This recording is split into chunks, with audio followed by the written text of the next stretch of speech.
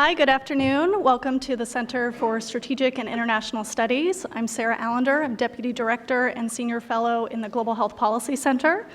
I'm pleased to welcome you here today on behalf of CSIS and the Kaiser Family Foundation. I'd like to thank my colleague Alex Bush, as well as Jen Cates at Kaiser, and Joe Dielman, Dean Owen, and Angela Micah at the Institute for Health Metrics and Evaluation for their organization of today's event. This is the fourth time we've partnered with Kaiser and IHME to present the findings and discuss IHME's Global Financing Report.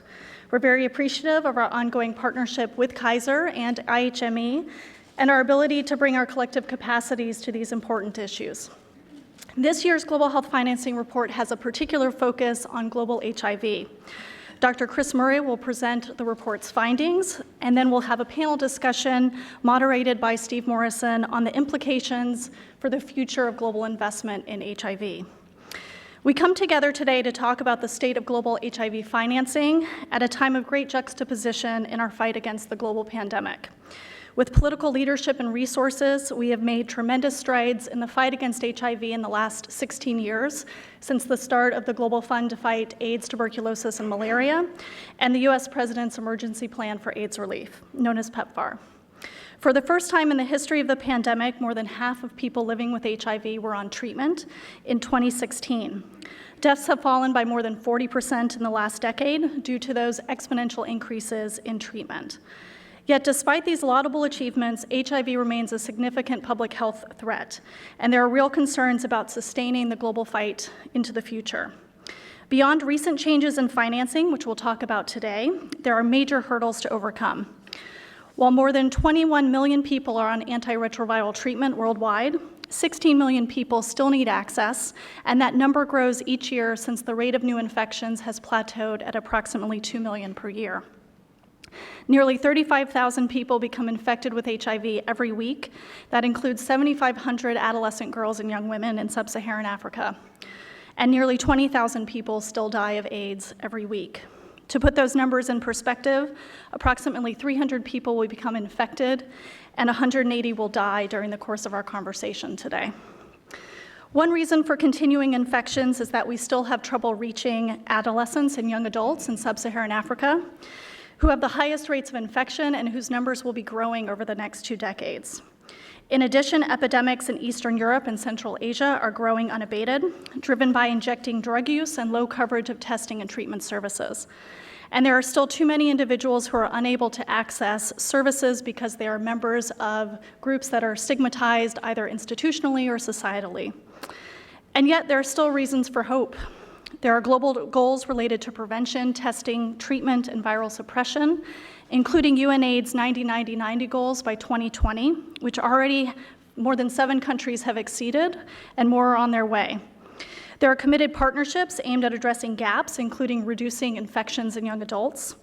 New tools, technologies, and service delivery approaches, such as self-testing, long-lasting injectable antiretroviral therapies, and pre-exposure prophylaxis offer the potential to reduce stigma, bring more people into life-saving care, and prevent new infections. In addition, there are several promising HIV vaccine trials underway, and hopefully they will yield an effective vaccine that we can add to our arsenal of existing prevention and treatment tools. But financing is needed. Financing to sustain those already on antiretroviral treatment and reach the remaining 16 million who need it, and ensure the tools, technologies, and service delivery approaches achieve their potential so that we can collectively end HIV as a global public health threat. Which leads us to today's very important conversation. With that, I'm going to introduce our featured speaker as well as our panel moderator. First, Dr. Christopher J.L. Murray is a professor of global health at the University of Washington and Institute Director of the Institute for Health Metrics and Evaluation. Dr. Murray is a founder of the Global Burden of Disease approach. He previously served as director of the Harvard Initiative for Global Health and Harvard Center for Population and Development Studies, as well as executive director of the Evidence and Information for Policy cluster at the World Health Organization. Dr. Murray is a prolific author and editor of many books and articles. He holds a Bachelor of Arts degree and science degrees from Harvard University, a DPhil in International Health Economics from Oxford, and a medical degree from Harvard. Our panel moderator today is Dr. J. Stephen Morrison, Senior Vice President and Director of the CSIS Global Health Policy Center. Dr. Morrison has been at CSIS for nearly 20 years and previously led our Africa program before starting the Global Health Policy Center nearly 10 years ago this year. He previously served in the Clinton administration as committee staff for the U.S. House of Representatives and as a professor. Dr. Morrison holds a PhD in political science from the University of Wisconsin and is a magna cum laude graduate of Yale University. Let's welcome our first speaker, Dr. Murray.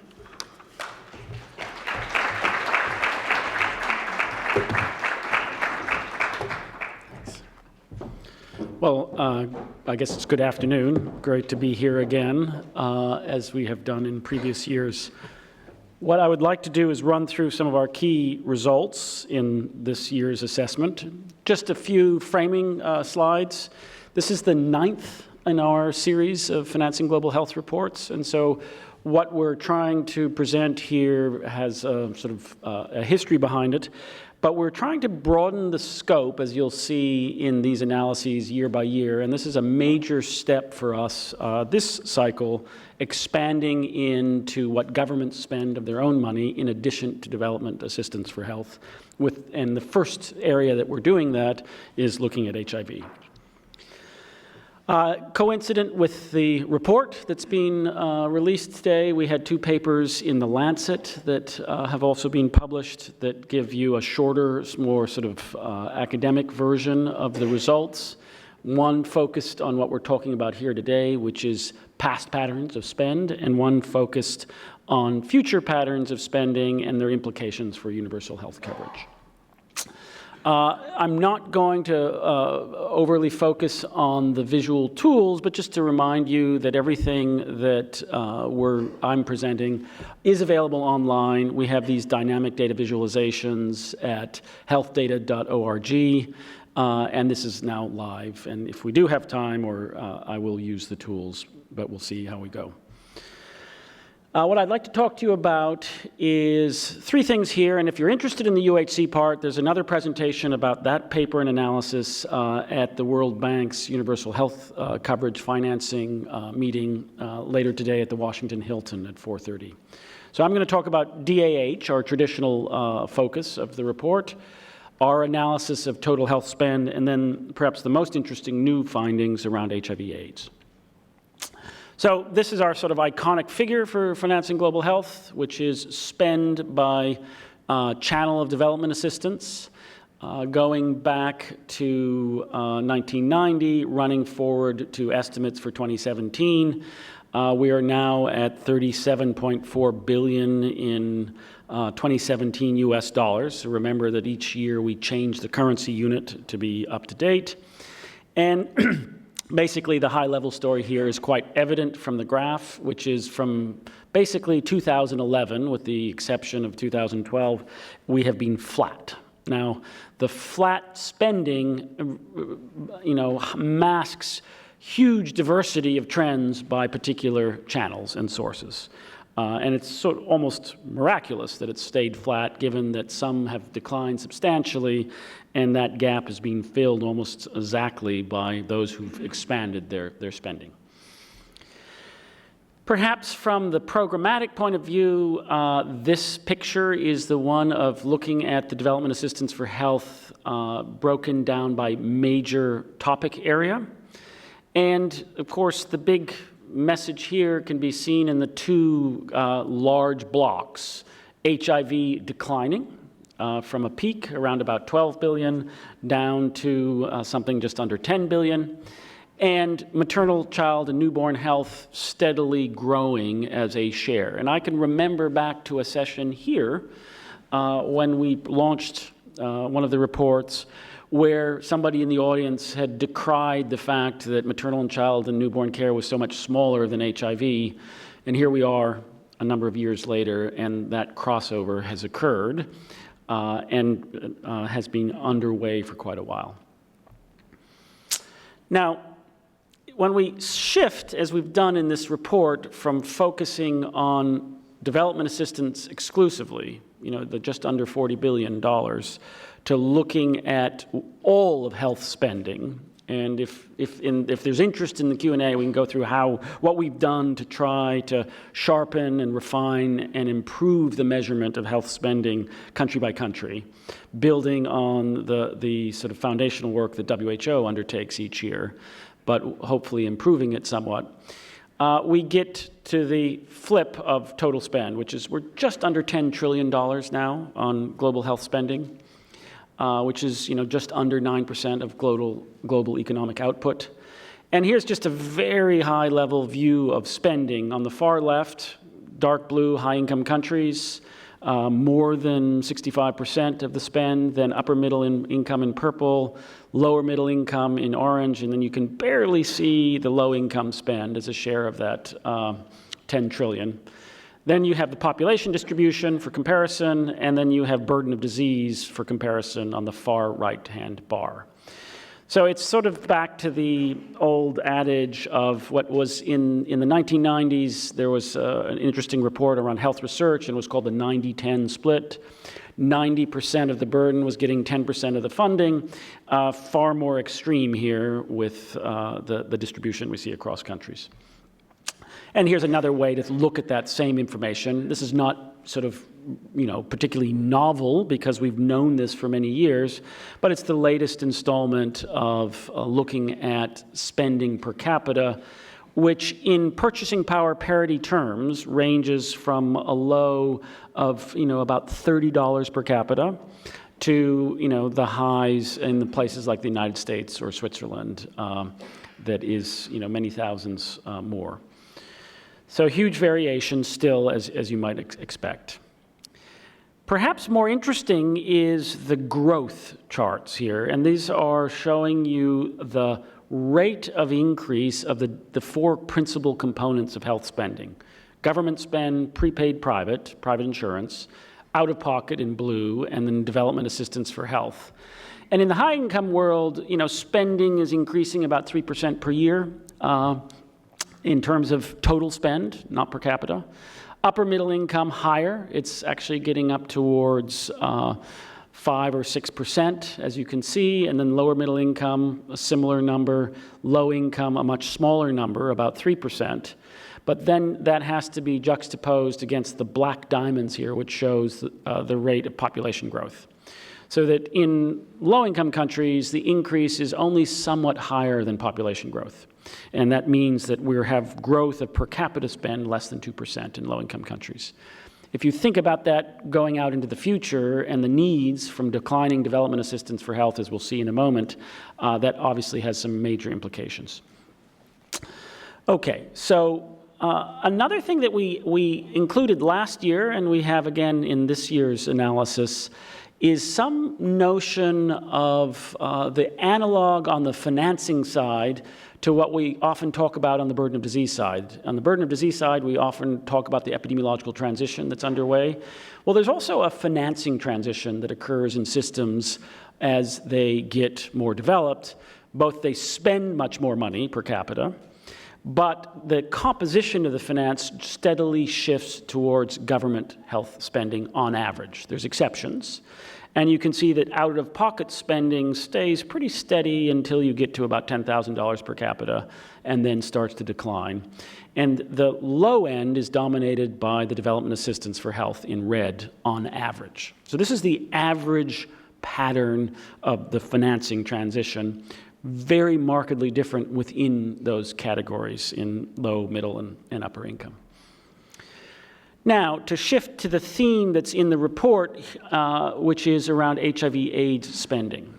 So in 2015, the last year we estimate for HIV/AIDS, just under $50 billion globally.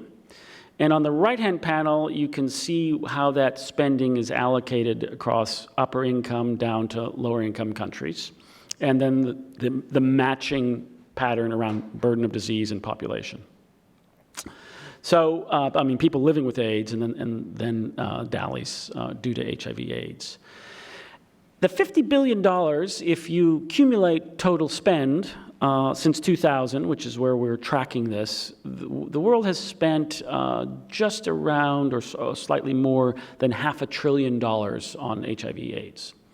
So a huge amount of spending. The dominant share is in high-income and upper-middle-income countries, and perhaps not surprisingly. Now, if we want to break down HIV/AIDS spending by area, here's the time trend, also breaking down the spend on HIV/AIDS per year into high, upper middle, lower middle, and low-income countries. And, we've peaked and slightly declined for spending, including development assistance and government spend. And you can see that the decline in low income is occurring, as well as a decline in lower middle income countries. We can break down the HIV/AIDS spending into the source, and government spend is steadily rising. You'll see in a moment that that steady increase in government spend is actually mostly in upper middle income countries and high income countries, not really occurring in low income countries, and that'll be critical, I think, for our discussion. And you can see the red part, the development assistance for health going to HIV/AIDS, expanded and is now declining, so that the expansion of spend, even at the global level from governments, is not enough to make up for the decline in DAH, and thus the global decline of the last few years, much more dramatic in low-income countries. And here's the split across prevention, care and treatment, and then other things like health system strengthening that we can detect in the available sources and documentation around HIV spend. So the lion's share here is care and treatment. Prevention is being squeezed perhaps more as the need for taking care of more people continues to expand, even in a setting of less total resources for HIV. Now, here's another way to look at the numbers, just to sort of reiterate the role of development assistance for low-income settings for HIV/AIDS. So HIV/AIDS spending of $8 billion in low-income countries, only 11% of that is from government today.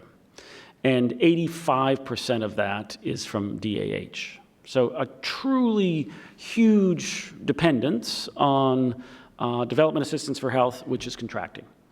And there's really no particular growth in low-income countries on their own spend for HIV/AIDS.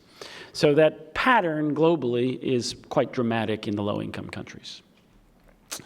Now, I'm going to toggle over to trying to use, just to demonstrate a little bit more on this HIV/AIDS spend. So this is our live tool. I'm looking at HIV/AIDS spending.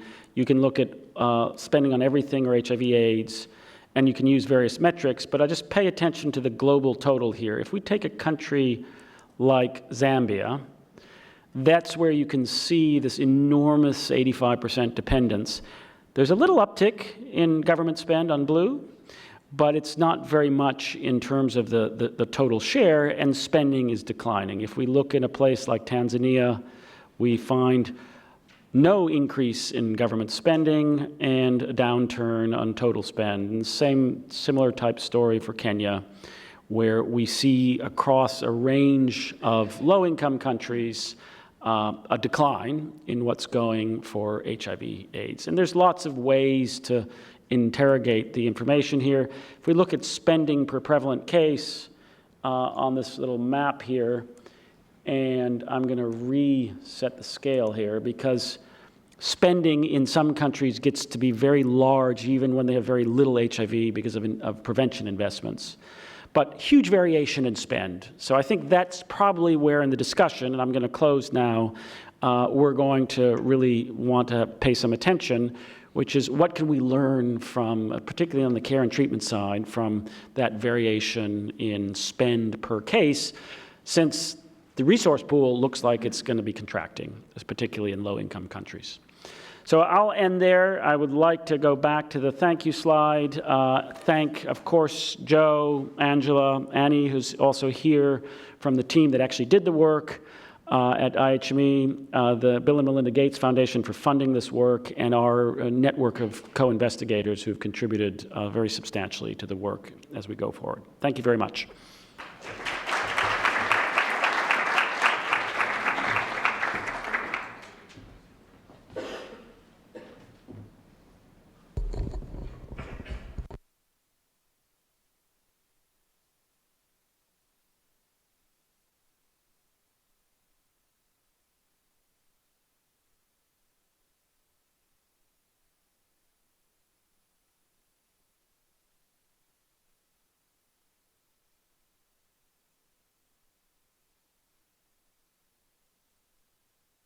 Good afternoon. Thank you all. Congratulations, Chris, on the new work, and congratulations to your team. Let me quickly introduce our two other panelists with us this afternoon. Mark Dybel, familiar to, I'm sure, all of us here. He is a professor at the Georgetown Medical Center and co-directs the Center for Global Health and Quality at Georgetown University.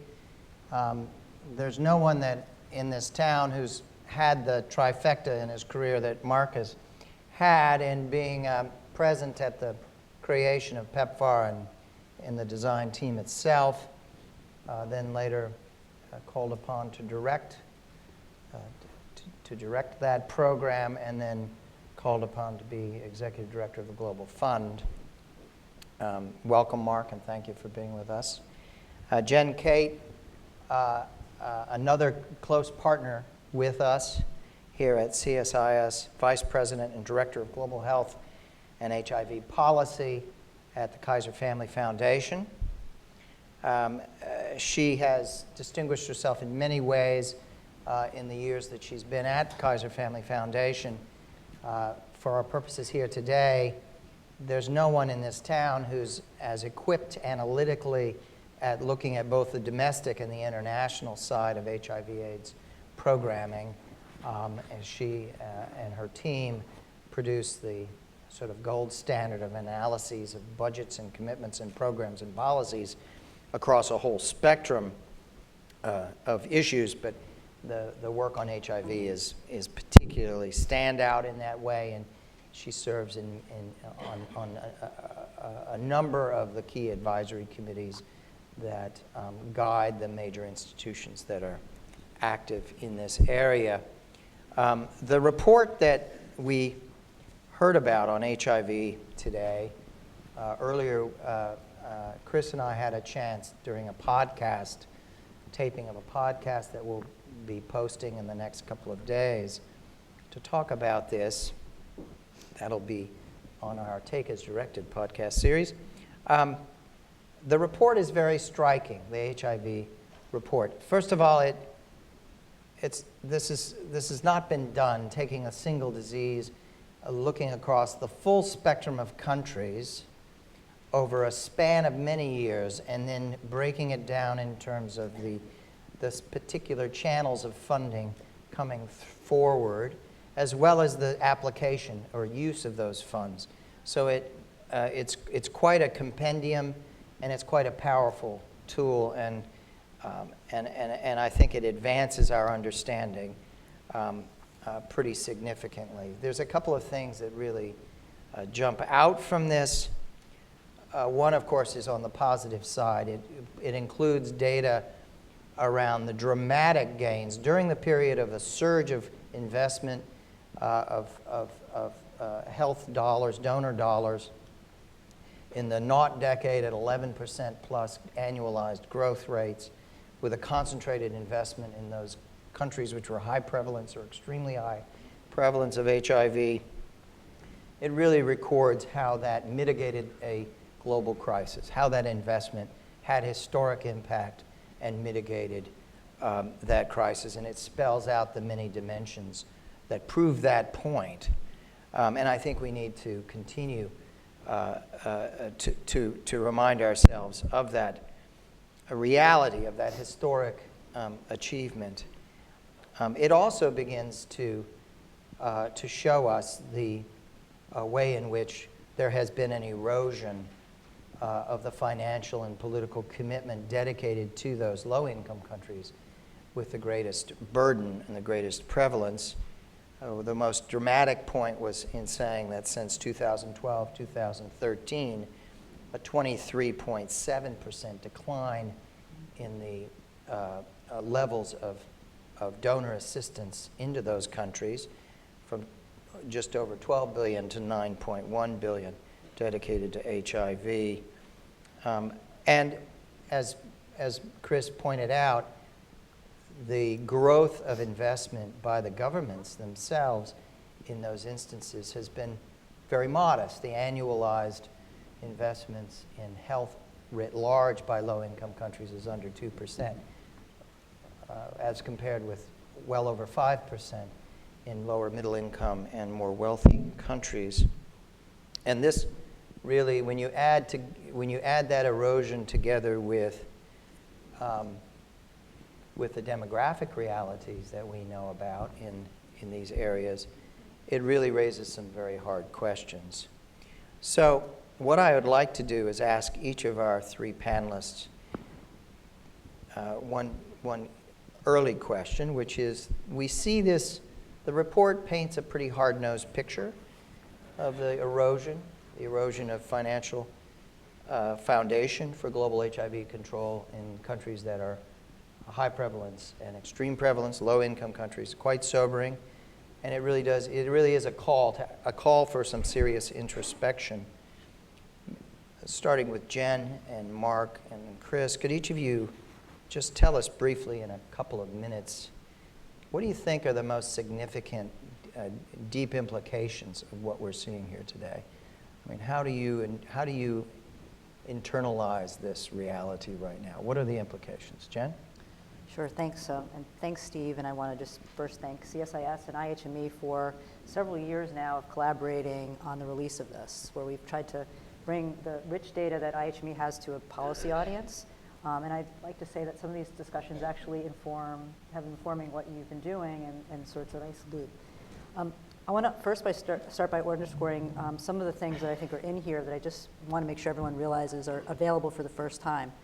The estimates by country for the first time of government spending on HIV, which has been something that a lot of us working in the field have needed and wanted, and it's in this report. They're estimates, but they're really the only comprehensive source of that I've ever seen. And the first ever estimates of the share on prevention and care by country. So this is filling a major gap in our toolkit that we need for policy and program. So just want to highlight that.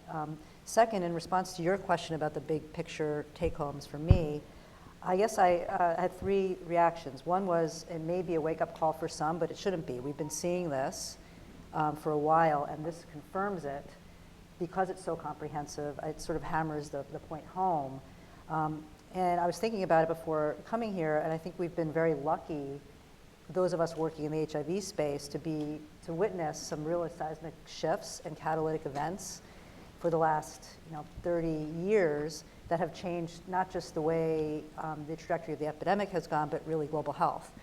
So the fact that AIDS activism became what it was and changed the way disease is looked at, the fact that PEPFAR was launched by President Bush, the fact that these big things happen were really catalytic, and we're very fortunate to sort of experience those. I'm just not sure what that next catalytic moment could be, or if there will be one. And I guess that's what my big take home from this report and lots of conversations in Washington and around the world. What is the next thing or the next actor that can come and propel this forward to a new level? Will that happen? And if not, I do wonder if we can achieve the goals that we all have set up. And second, related to that, I think there's a disconnect between where we are now with what's happening in terms of, at the best, sort of maintaining funding or maybe dropping, with what we know about infectious disease. This is just not how you combat an infectious disease. Infectious diseases spread. The HIV, TB, malaria, we know what happens. There's empirical evidence of what happens when you scale back. It's very predictable. And so it's just, we're not approaching this challenge in a way that works. So maybe there's some re-education that's needed around what does it mean to combat infectious diseases today, and how do you go about doing that? And then the third thing that strikes me is there's a lot of nuance in these data. So we have these broad trends, but each country has its own story. And I think from a policy perspective, we need to look at those stories and try to understand a little bit better where countries are in their own ability to finance their response, to rely on external financing, the burden it might be putting on out-of-pocket. All of these questions we can begin to start to answer from these data. So I'll talk a little bit more about that. Thank you. Later. Mark?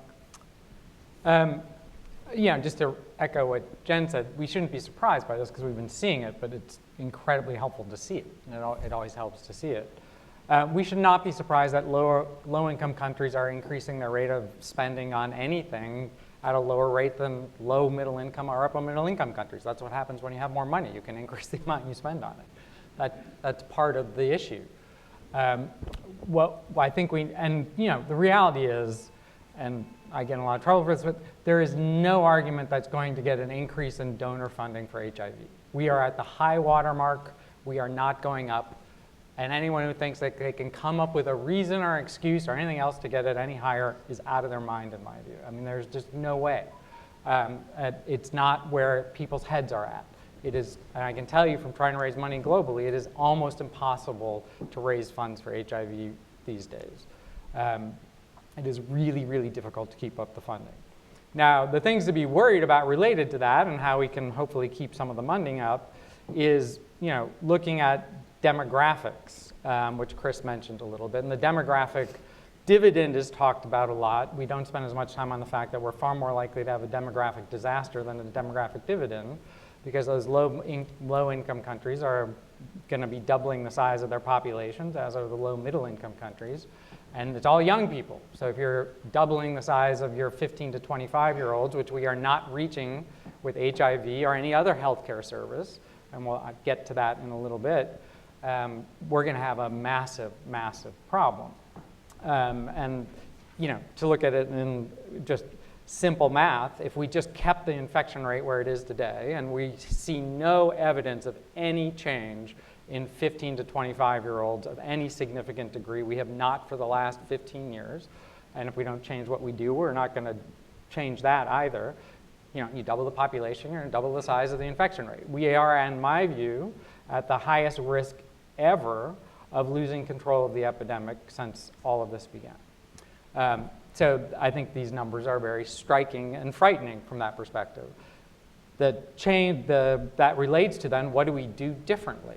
And how do we invest differently? And there's where I think some of the data on what we're doing in primary prevention is important. There's no question care and treatment is important for prevention. There's also no question that is totally insufficient to end the epidemic. Young people aren't accessing services. And why we think all of a sudden they're going to use self-tests is beyond my comprehension. Every study shows young people in Africa don't think about HIV anymore. They think about other things. How we then fit HIV into a bigger picture, which is health and economic growth and development, and particularly how we deal with young people, that could help us not necessarily get more money, but actually have much more impact with the resources that we're using and get people to focus more. I just came from Kenya. Kenya's gotten a lot of money. They've actually been focused on HIV for a while. President Kenyatta's 4 priorities: universal health coverage. It's not HIV. There is, just like young people don't think about HIV anymore, heads of state in Africa are not primarily focused on HIV, TB, and malaria in the way they were 10 years ago, because they don't need to be. Things have gotten better, so they have lots of other problems. So we're going to have to change the way we invest, change how we talk about it, and then I think we have some opportunity. But I think the data starkly reveal the reality that many of us who work in the countries have been seeing for quite a while. Chris? Just to harp on the same theme a little bit, there were, even 2 years ago, there were lots of discussion about the end of AIDS, lots of discussion and sort of optimistic forecasts of how low-income countries were going to fill the resource gap with their own resources. There was even, published reports on that. And I think as we get better data and look, the reality is, there's not such a decline in new infections. There is the whole youth issue that Mark's talked about that's very real.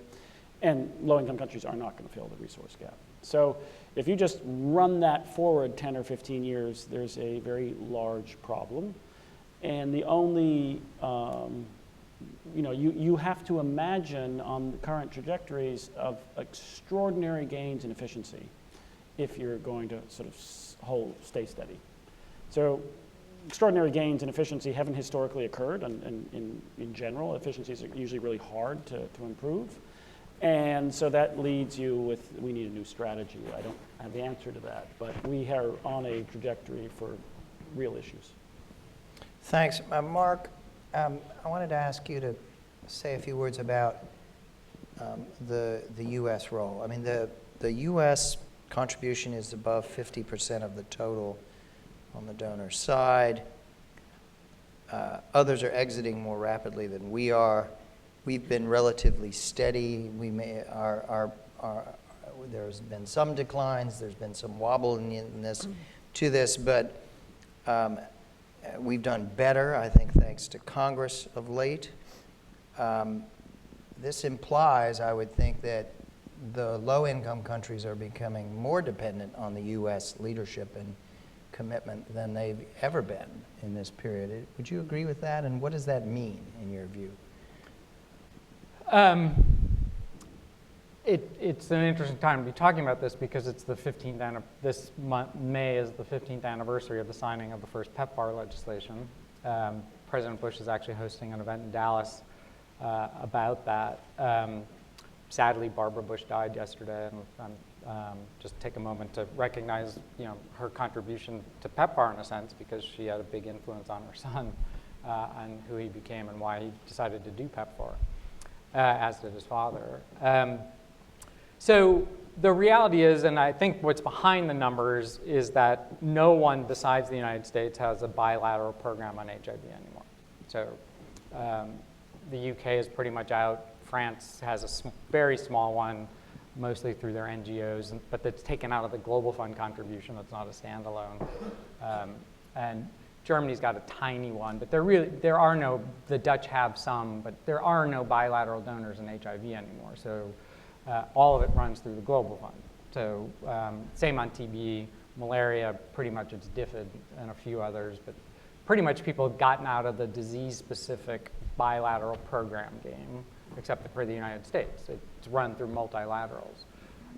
And the Global Fund has gone up, but not enough to replace all of the resources from bilateral donors. And if you take the Gates Foundation and DFID out of the equation, I would bet the graph looks a lot worse because they've been increasing significantly and others have been going down more. So there is a larger dependency on basically two organizations, bilateral PEPFAR and the Global Fund. That's pretty much all that's left from an external financing perspective. And the US leadership in that is huge. And if the US doesn't maintain its leadership position, the rest of the countries are just looking for an excuse to get out of HIV. I mean, they don't want to be in it. They don't see it. Unless you tie it to universal health coverage, to girls and women, to health security and a whole bunch of other things, there's no real interest in HIV. There's a sense that it's had too much money for too long, that it's just really pulled away from. It's an annual massive fight with the French Ministry of Foreign Affairs to basically cut the Global Fund contribution by 50% because it dominates their contribution. So basically, my view has been, and it took me, this was not my view when I was at PEPFAR, I have to say, and it's not because I went to the Global Fund, I had it towards the end of my time at PEPFAR. If the Global Fund, if there's any wobbling in the Global Fund, the support for HIV in the global community is gone because it is the only mechanism left. And that's why the US contribution there is so important, because any wobbling there, the tenuousness of the support outside the United States for HIV financing is really hard for people to comprehend. And it's the Global Fund, and if there's any wobbling in the Global Fund, you will see a 30% collapse in the numbers that we have today. So it is something to be really concerned about. And US leadership in the fund is essential to maintaining support for the other countries in the fund. Without that 33% or contribution, there would not be any more money in the fund. But I'm not sure the rest of the world is wrong about how we should be looking at it.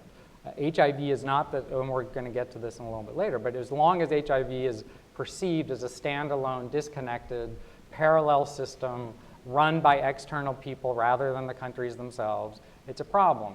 And to some extent, it's also helped the countries get off the hook by saying, and increasingly this is occurring, That's not our program. That's someone else's program, so I don't have to worry about it. I'm not involved. I'm not going to put money into it. I'm not going to engage. So we have a couple of problems that we need to address. But it's just, there is no big support for HIV as a standalone area of support outside of the United States. Thank you. I'll ask Jen to comment around the low-income countries that face the greatest burden. We have heard already that they really don't have the deep pockets that they can pull on budgetarily. They're poor. They're making very modest overall increases, as we've heard from Mark and Chris. Their attention has shifted to other matters. UHC, we'll talk a bit more about that later. But they're also, what's notable is that their elected leadership, the statesmen and stateswomen that run these countries, have pretty much exited the stage. And yet they're the countries that face the greatest danger of a rebound epidemic at this moment in time. Now, that may not be imminent in terms of next month or next year, but when you look at the decline in dollars, you look at the demographics that we've talked about, you look at the high incidence concentrated in certain places that remain off the charts, it's a pretty hazardous situation for a number of these countries. Yet I'm not sure, I'm mystified as to why we see so little activism around these issues, if in fact they see the hazard, and what are the options? What do you think, Jen?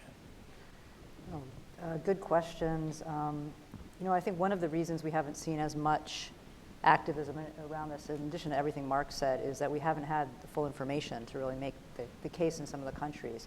So I was talking earlier about how the data are very nuanced. I think that in this next sort of period, and the Global Fund and PEPFAR are already doing this, but really focusing, looking deep within the countries and trying to create a plan and using the leverage, which they both do, to approach country by country with this in mind. Just before coming here, I looked at the new data that IHME just put out, and I was looking at the 31 countries that PEPFAR provides, it mostly focuses on, including the 13 priority. And I think there were a few key trends that jump out at me in those 31 countries. And I know PEPFAR is focused on them this way, but these data really are, I think, a new tool for this. One is, in almost all of these 31 countries over the last decade or so, they have increased their domestic spend. And I'm not sure that that message has been heard by Congress and others. So they are, at least in this subset, with a couple exceptions, are increasing what they're spending.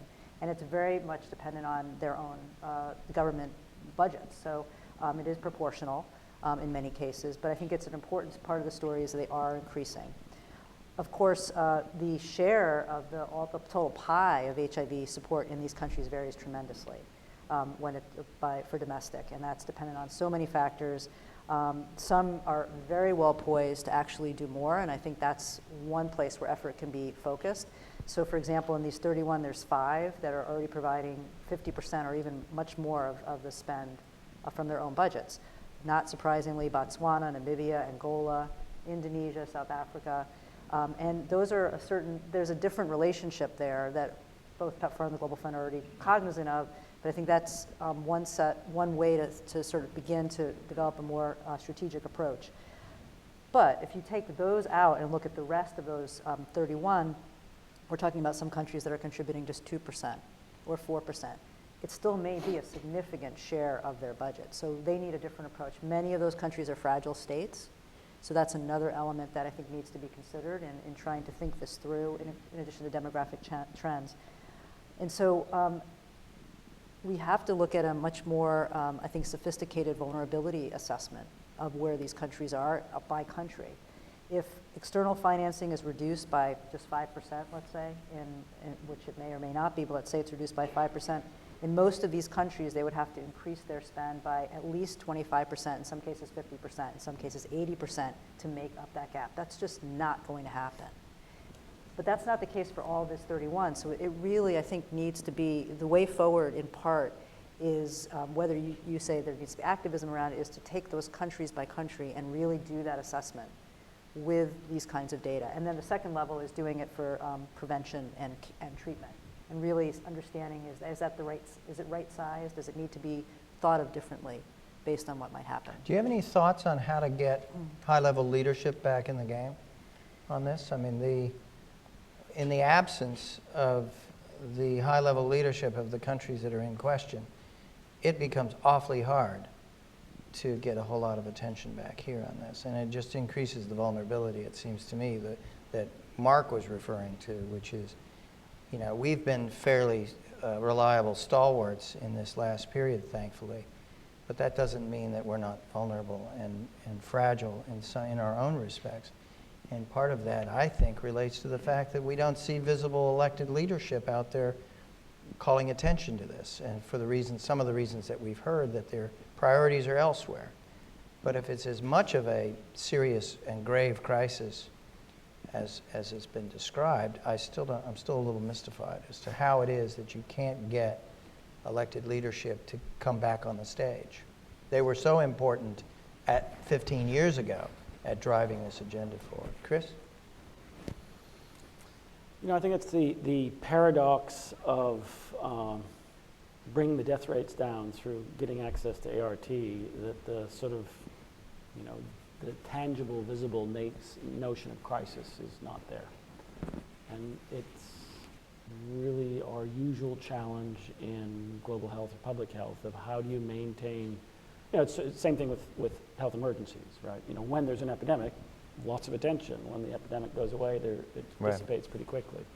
So how do we manage that? And I think the big tactical question here is, if you go the route of trying to think about HIV as part of a broader, let's say, health agenda and embed it in UHC or embed it in human capital, if you take Kim's initiative at the bank, can that work? Can you can you get the high-level engagement on that broader agenda, and then in the places where HIV is still very much the dominant threat, then under that rubric, you bring back that high-level leadership engagement, and that probably has more prospect, you know. But there's others on the stage here who probably have a better sense of that than I do.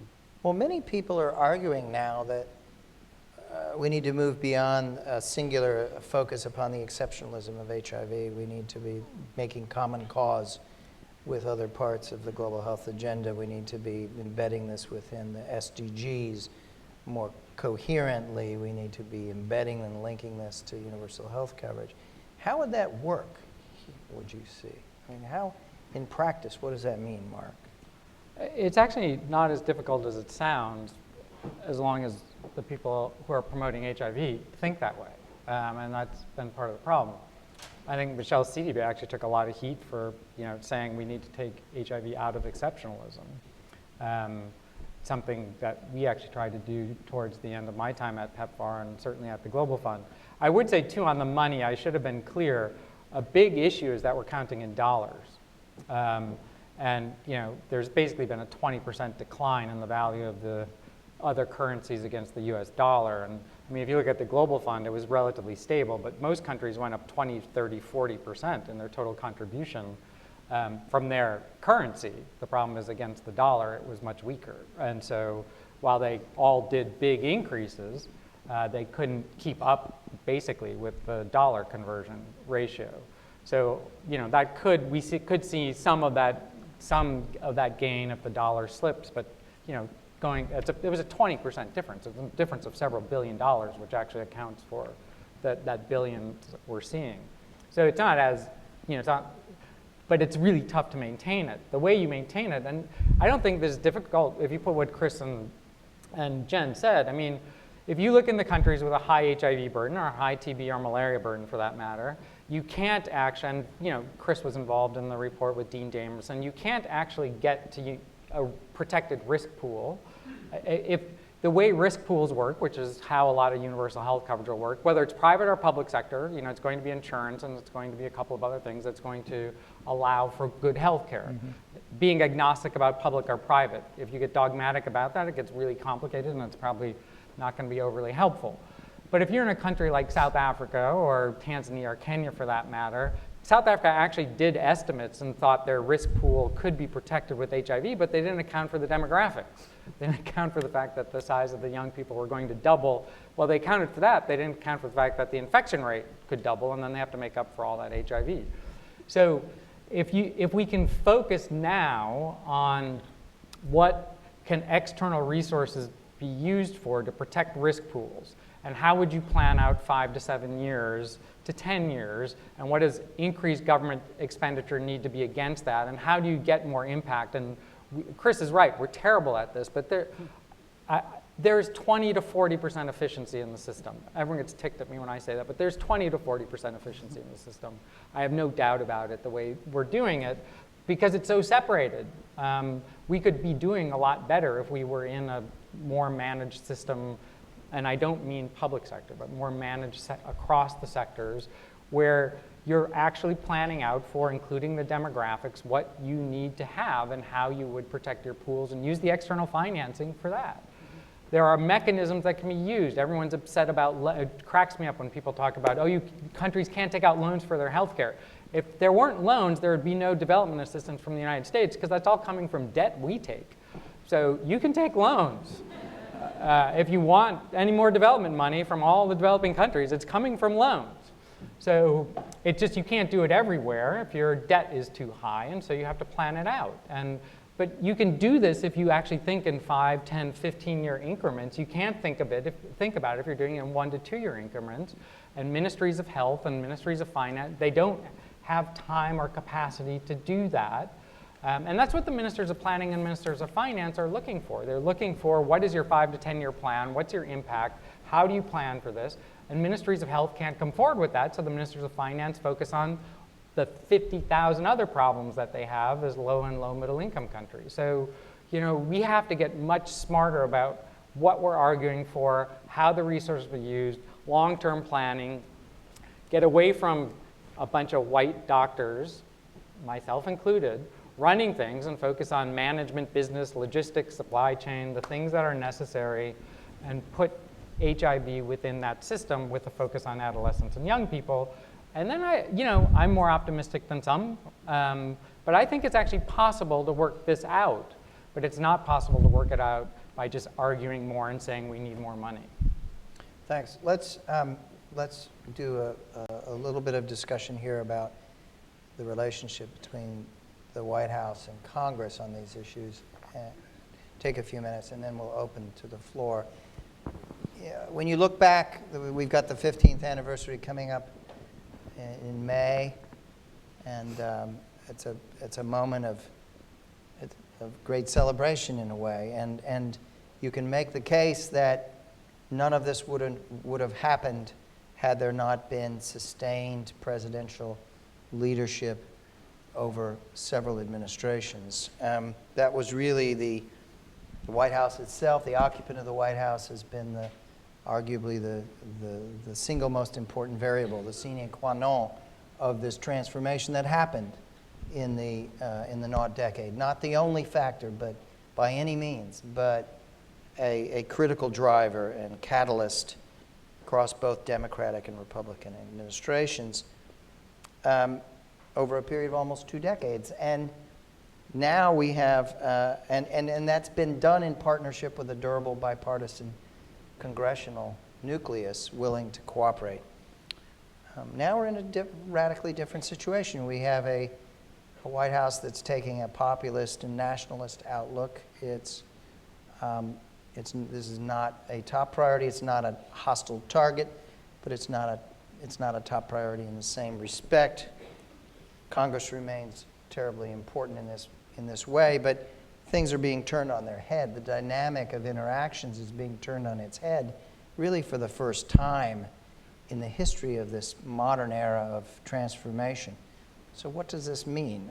Chris, maybe we can start with you and ask you, how should we now think about this interrelationship between Congress and the administration looking ahead? I'm not sure I have a whole lot of expertise in that topic, Steve. Having not interfaced. My only comment is just to echo what you said, that, HIV has been one of the great success stories for global health, the scale up of the funding and the impact on death and people's lives. And it's this, we always roll out this example of both global health success and American leadership. And it has been absolutely critical, not just for HIV, but for the growth of global health and that collective effort. But I don't have any great insights inside I'm on the West Coast. Well, The other Washington. Yeah. but it's important to hear from that perspective.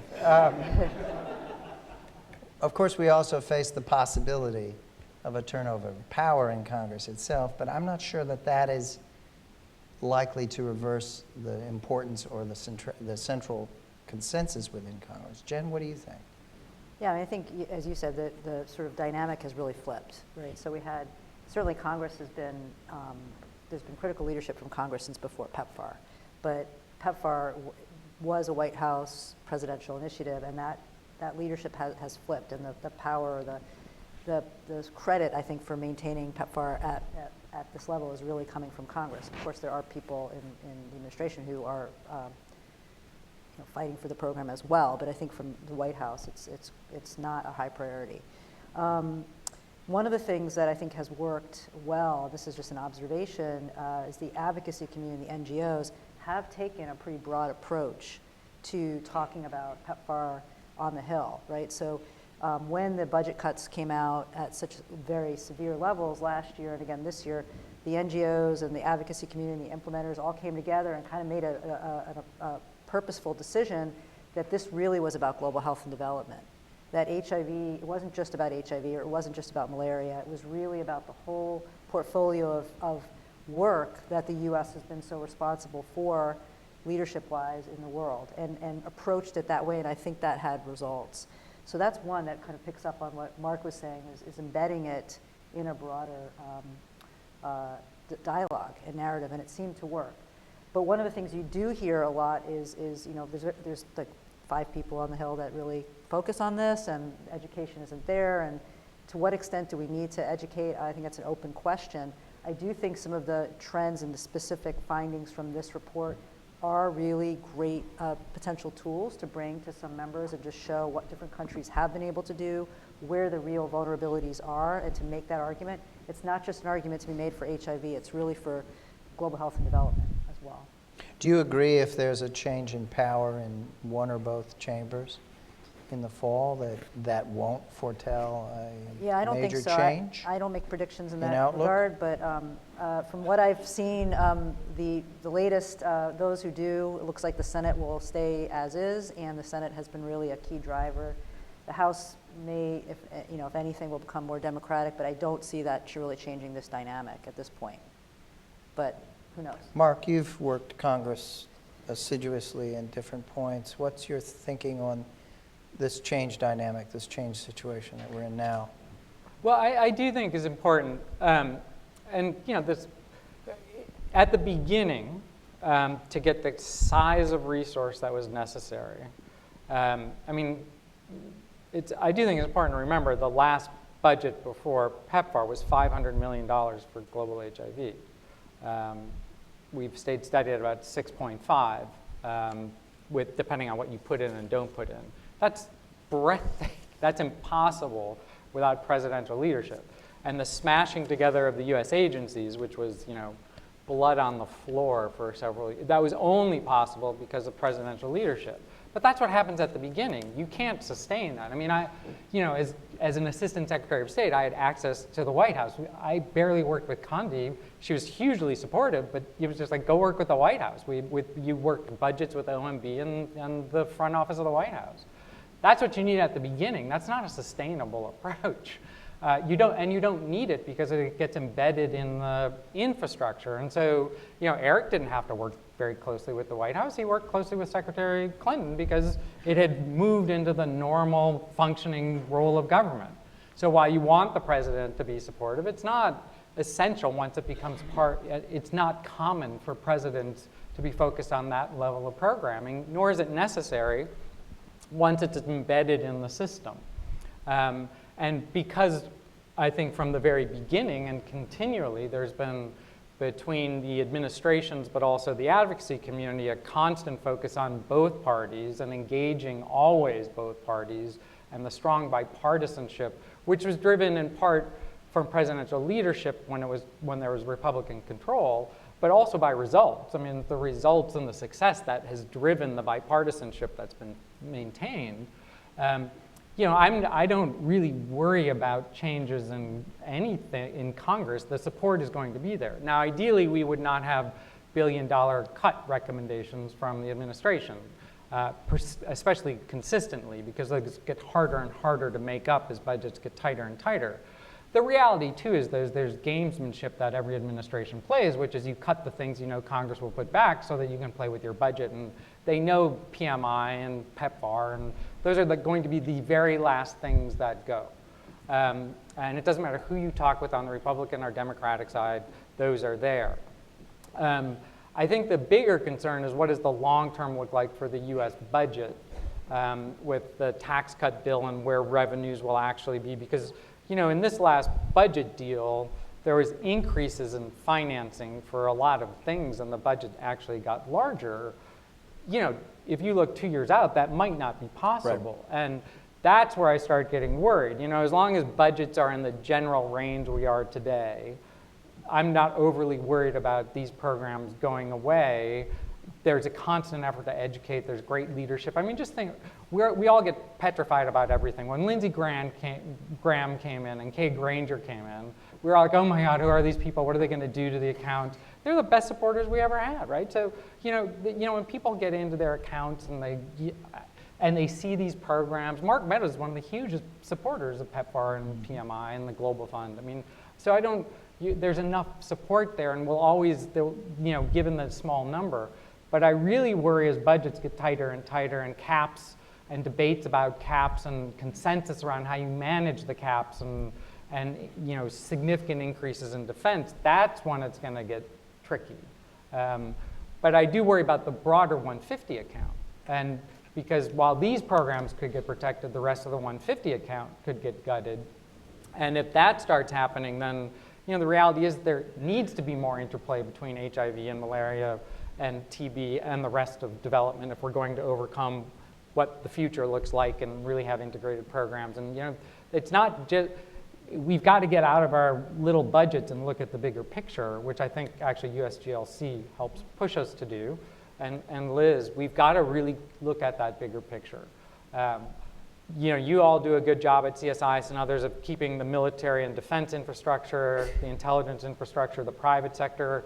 We need the faith community back on the table more than they've been, because there's been a shift in the approach towards the faith community. They're hugely important to the support of the Republican Party on these issues. And so making sure we have the stools, the pieces of the stools we always had for the advocacy going forward will be hugely important. We've lost some of those pieces, and we need to bring them back in. But I worry more 2, 3, 4, 5 years out and what the overall budget picture is going to look like and the pressure on the accounts then. Thank you. Thank you. We've got about 20 minutes remaining. Let's open to hear from you all. Please identify yourself, and please have a single brief question or comment. We have microphones that we can bring to you. Why don't we start over here and right here? Yes. We'll bundle together several different comments and questions. Hello. Hello, my name is Eleanor Dickens. I'm from Johns Hopkins SICE, just across the street. We're working on a year-long research project on the intersection of women's rights and HIV/AIDS in Uganda. My question is in relation to the Abuja Declaration among the African Union countries to aim to get 15% of their government spending allocated towards health spending. And with Uganda specifically, they're hovering around 8% now. I'm wondering, with the perspective of you all on the panel, if the African Union countries were able to get this spending up to 15%, first, would that help reduce the epidemic? And second, what would be the next step? Thank you. Thank you. We have some other down here in front. Right here, yes. Thanks. Hi, Meg Davis. I'm a consultant based in Geneva, and my question is about key populations. And with the push towards integrating HIV and shifting more towards financing for universal health coverage, discrimination in health systems makes it very difficult to reach those populations. And so what does the future hold? And especially as we start to see with PEPFAR and Global Fund withdrawing from some countries, those countries are not stepping up their investment in those areas. Yeah, Thanks. right behind you.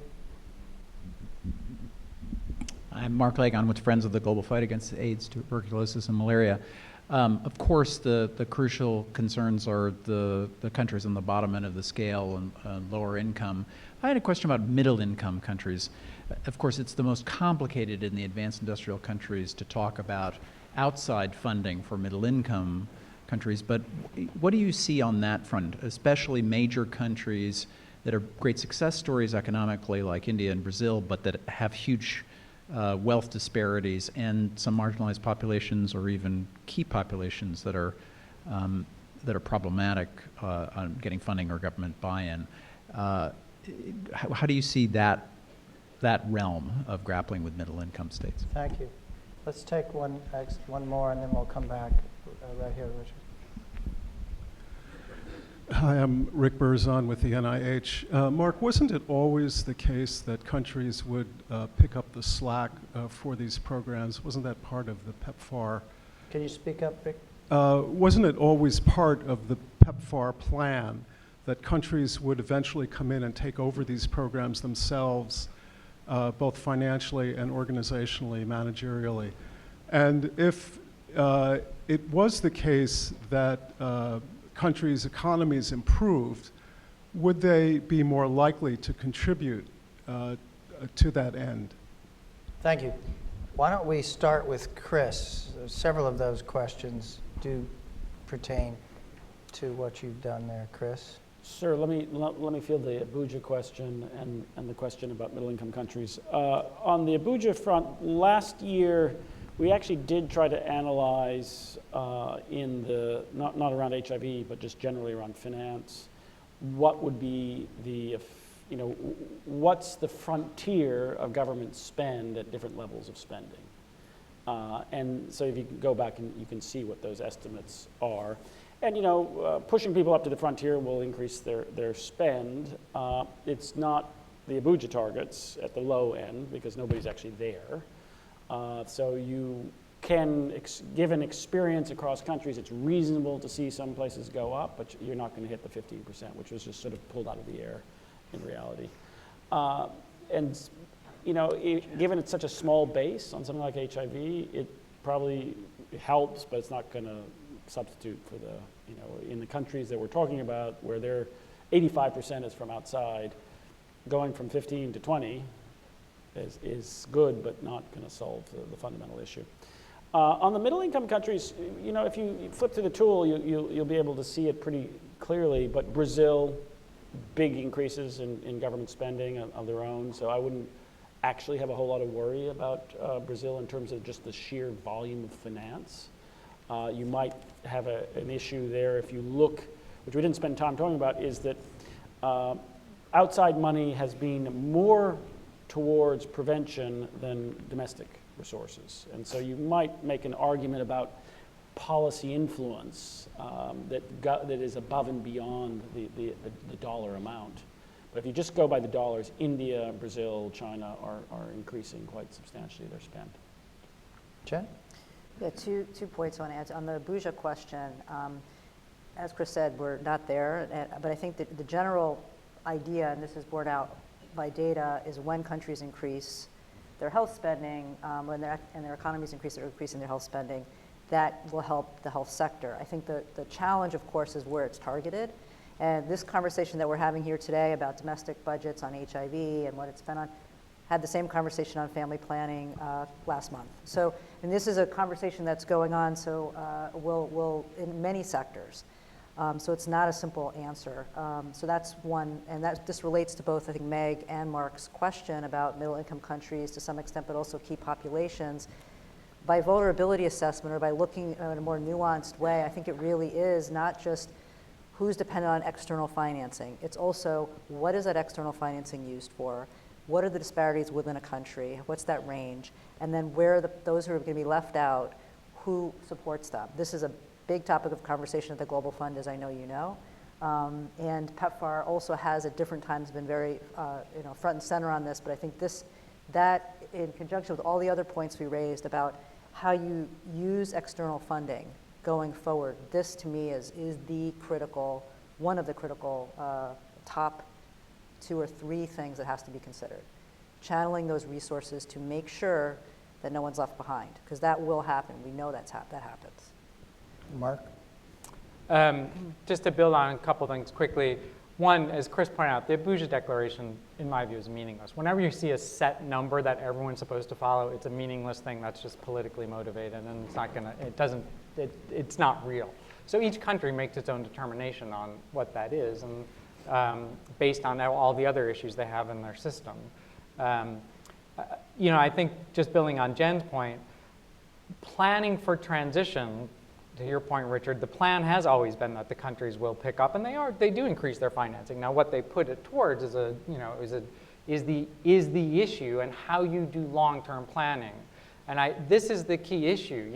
How do you work with countries, which is not public health?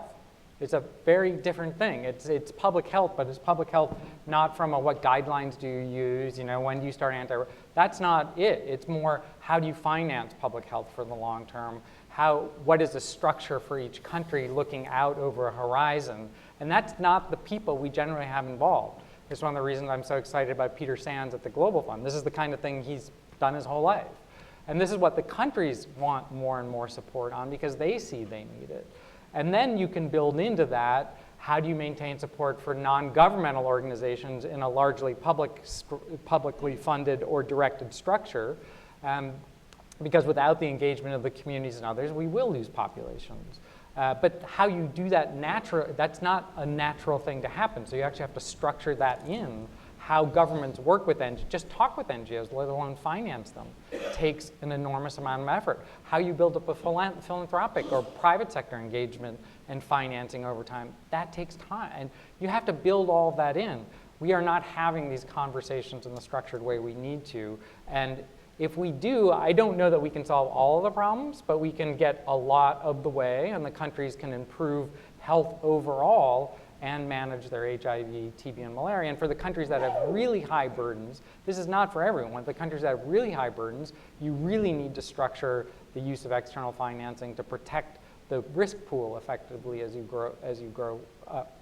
But it really is, what is the purpose of external financing in the world today? And part of the problem is ours. We keep advocating for doing things the same way and just give us more money.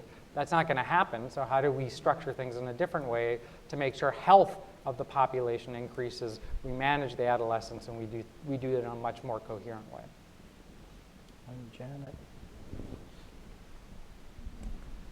Thank you very much. I'm Janet Fleischman with the CSIS Global Health Policy Center. This is actually a perfect follow-up to what you were just saying, Mark. You've all talked about the demographic issues and the realities that many of these countries are facing.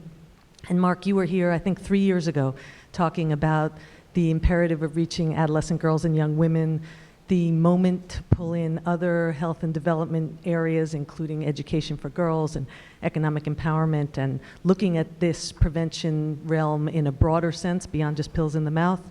And I wonder if you could reflect after your time at PEPFAR and at the Global Fund, and given the realities that we're seeing on the ground in these countries, what is the way forward to reach this population of young people, and particularly the young girls? And what can be done beyond just the HIV realm into other health and development areas in terms of more targeted integration to meet their needs? Yes, sir.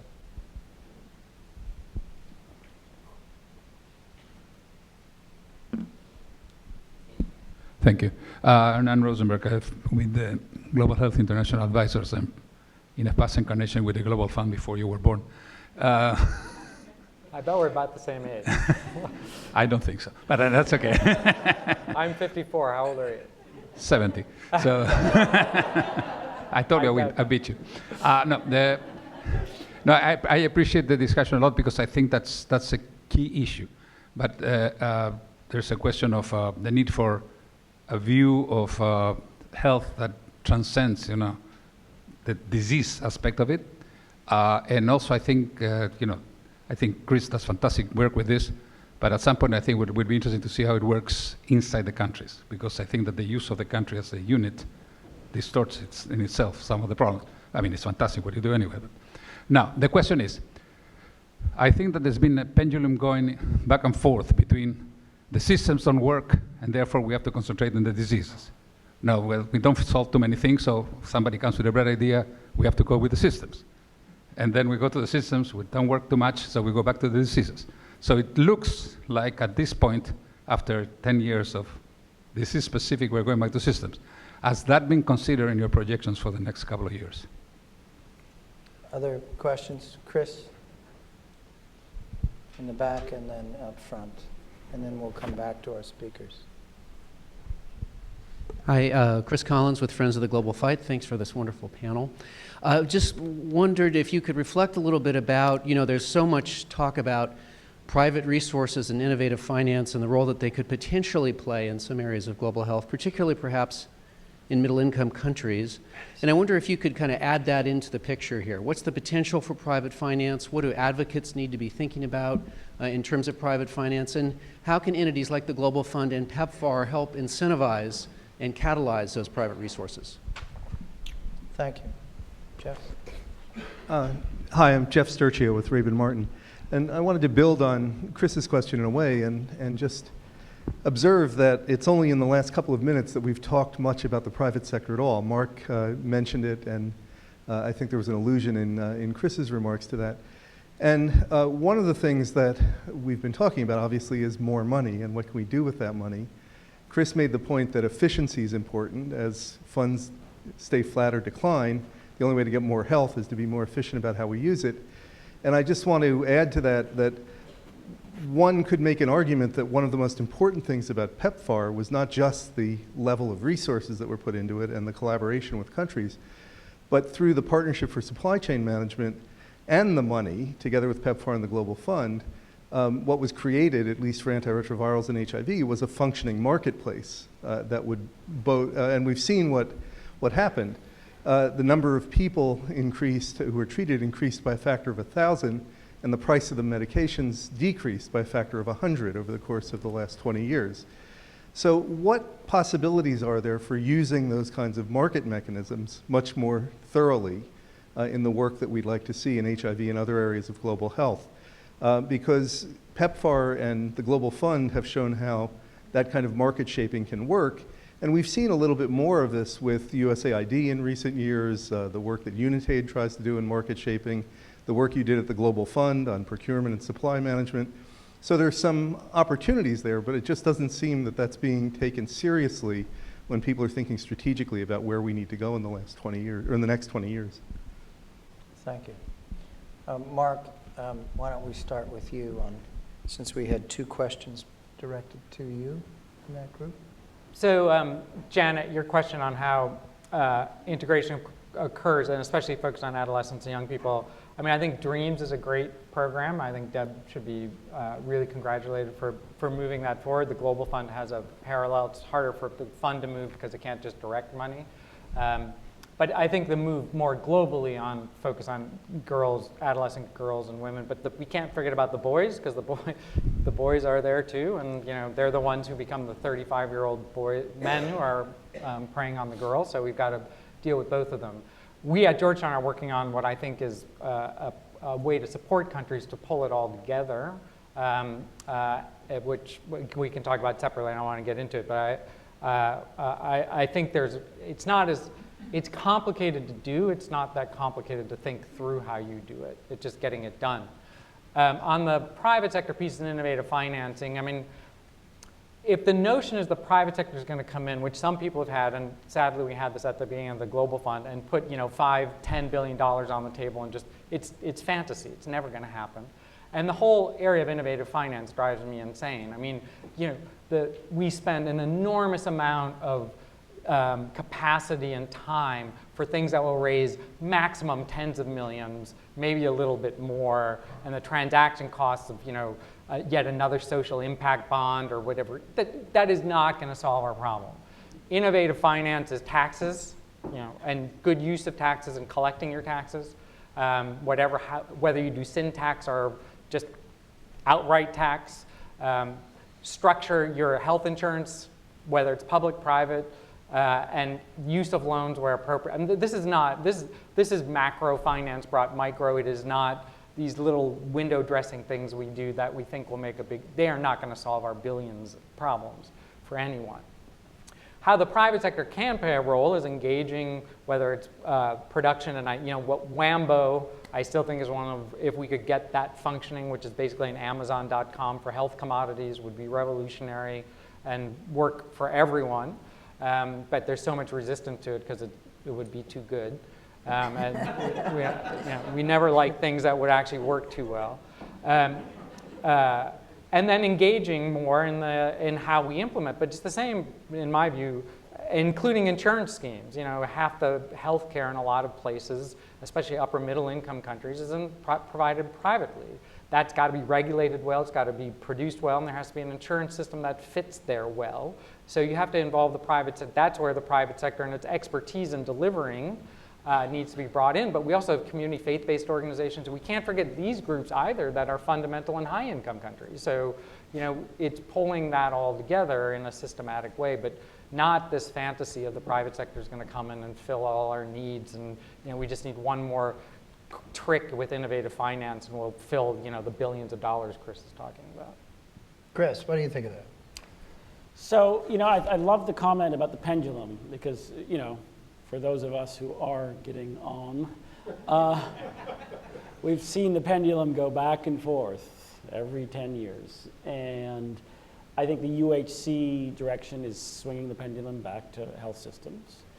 And here's a great example to link up that comment with Jeff's comment, which is, it's a truly global agenda, because think where we are. We're in the US, we spend the most on healthcare, dramatically so. We actually do relatively poorly on UHC or any other metric you want to do. And fundamentally, the issue isn't resources, it's efficiency and how do we deliver more equitably and more efficiently. So we have a shared agenda here on health systems. I think that the reason I mentioned the US is that there are parts that are super efficient. The production of bed days is super efficient, but we haven't done a great job on the system overall. And so I think there's certainly scope for harnessing competition in the private sector for efficiency gains in certain areas.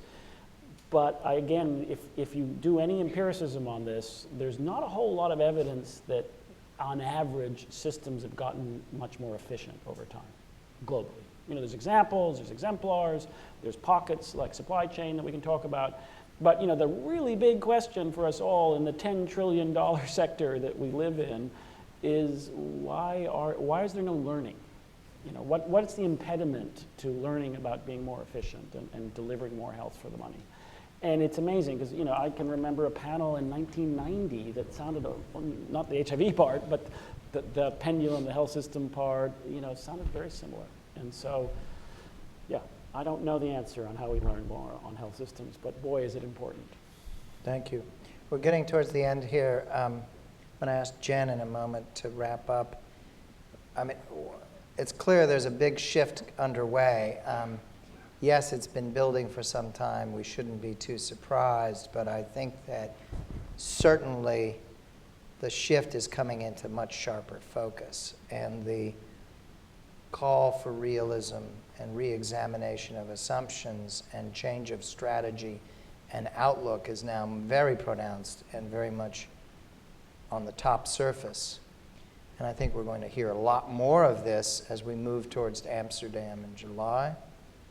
There's one Lancet study that's underway that is pondering these questions around changing strategy, changing language, changing overall outlook in the midst of this. A kind of resorting and reassessment of the quandaries that we face here and what to do about it. I also think we're very indebted to IHME for helping us. This is a point that Jen made earlier, that the work that you do, Chris, and your team is profoundly important, I think, to this moment in time, and it has been now for the 9 years that you've run this analysis. But I think that what you've done this year is particularly poignant and timely and compelling in a debate that is moving along very rapidly. So thank you for that. Jen, I want to ask you to close. Sure, thanks, Steve. Just to pick up on that, to thank you, Chris, and the team for this. And this is a little bit putting a plug in for what I know you're working on, but also asking for more, which is, because at these annually, I always say what I want what our wish list is. And one of the things is more of these kinds of country-specific details. And I know that malaria and TB estimates are in the works, but there's some other areas that I think a lot of us would be really excited to see, to just add to our knowledge of what is really happening in countries. I think there's so much here that we should all be digesting and figuring out how to use to make better decisions and and inform policymakers about the decisions they are making. There's a lot here. One of the things I heard from everyone on the stage and from people here is we need new thinking. Whether that catalytic piece is going to come, I'm not sure, but we do need some new thinking. I don't have a sense of what's going to be. My only thought, and this is not original, I was talking to my 15-year-old niece yesterday who, as anyone who has either kids in that age range or has relatives or people that they talk to that are young, they're very inspiring. And I think in addition to maybe needing less white male doctors, we need less of us in our 50s to be doing this work and be thinking about this. And I think the new ideas are somewhat going to, we talk a lot about the youth bulge and the future of countries having much greater youth populations. I think they are really going to have to, we're going to have to listen to them also, and they're going to help us, as happened 30 years ago when HIV first came into the scene. It is going to be new thinking that I wish I could say it will come from me, but I guess it won't. So that's my plug to anyone out there who's listening, who's younger than 20. We're not going to let you off the hook. But mainly, I just want to thank everyone and thank Mark for joining us on the panel as well, and thank all of you for being here.